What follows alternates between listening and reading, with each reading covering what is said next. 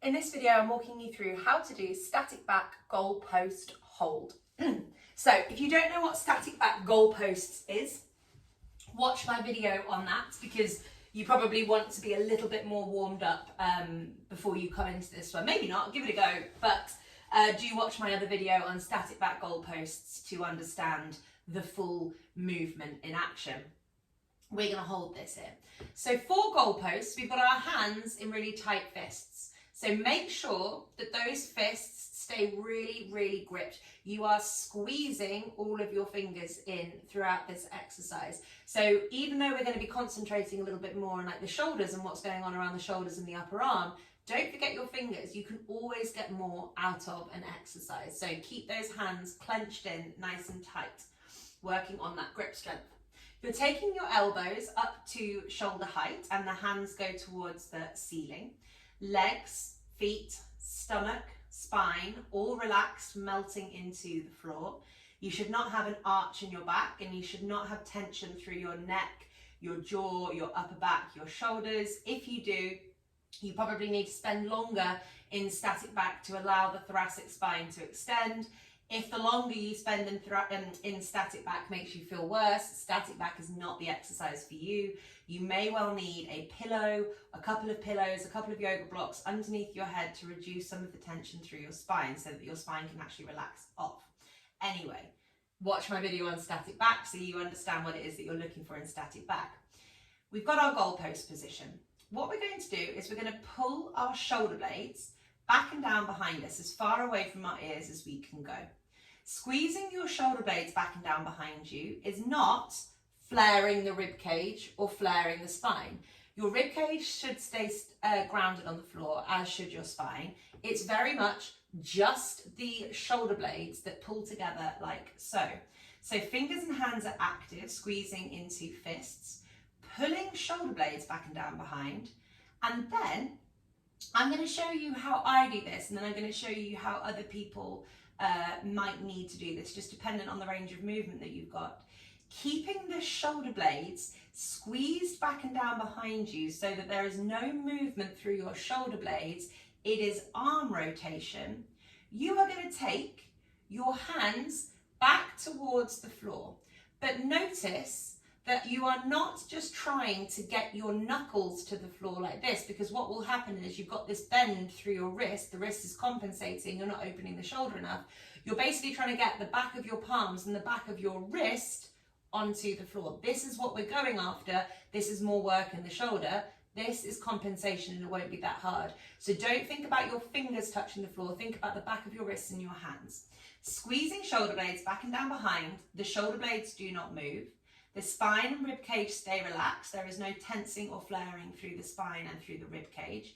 You are going to gently, gently, gently, gently pivot those arms back, aiming to keep the wrists on the floor without there being that flare in the mid back. That is crucial. If you start taking your hands behind and you get to say here, and you notice that your rib cage is then flaring, this is the spot where you need to stop going back. So there is no point tricking your ego into thinking that you can move your shoulders well enough to get the hands down to the floor if actually the rib cage is flaring. The rib cage is compensating. You're not moving from your shoulders and your upper arms, so there's no point. So we are working within the range of movement that we have without there being reaction through the spine. So say you are here, here you will stay. So you're going to squeeze the shoulder blades together, relax the spine, relax the rib cage, and you're just going to hold this, aiming eventually for your wrists to be able to touch the floor. But you're not forcing it, you're not being aggressive with yourself, you're not being competitive, you're just observing, and it will change over time as that function gets restored. And eventually, when you do end up being able to touch the floor with the backs of your wrists while keeping the rib cage still, the spine relaxed, and keeping the shoulders squeezed back and down behind your ears, what you can then try and do is push the tops of your hands, the top as in the back of your hands, the wrists and the forearms into the floor. So whilst I'm in this position, I am pushing backwards onto the floor.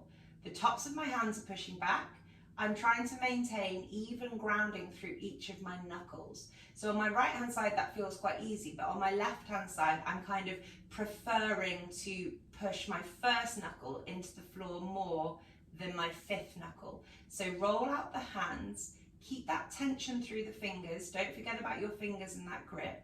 You're pushing back through the tops of your hands, the wrists, the forearms, and just holding, and you'll feel how this kind of opens up the chest and creates a lot of work at the shoulder blades, top of the arms, and the mid upper back area as well.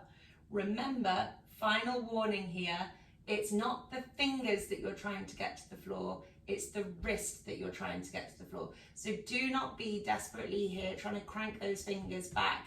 You're not changing your shoulder then, you're just moving your wrist more. And if you do this, I bet you are somebody who suffers from wrist problems or elbow problems because you're not moving from your shoulder, the wrist is doing it instead.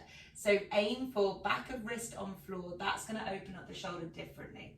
Remember, you are gonna stay wherever you need to be within your range of movement for as long as you need, and then you'll eventually get the hands down to the floor. Don't push your body to do stuff it doesn't want to do. That is a recipe to get injured and to have pain and problems. Work within your body's limits, but the more and more you do it, the more consistent you are, your limits will expand so that the range of movement expands. So you might be here for a few weeks, that's absolutely fine. But maybe in a month's time, you'll be able to get those wrists down to the floor without there being any reaction in the rib cage. Notice here, there is no reaction in my rib cage or my spine, and my shoulders are really far back and down away from my ears. They are not rolling up off the floor like this. They are completely behind me. The inner edge of my shoulder blades are touching each other. That's putting the work through the rotation of the humerus, the upper arm, not through the movement of the scapula. So that is static back, goalpost hold.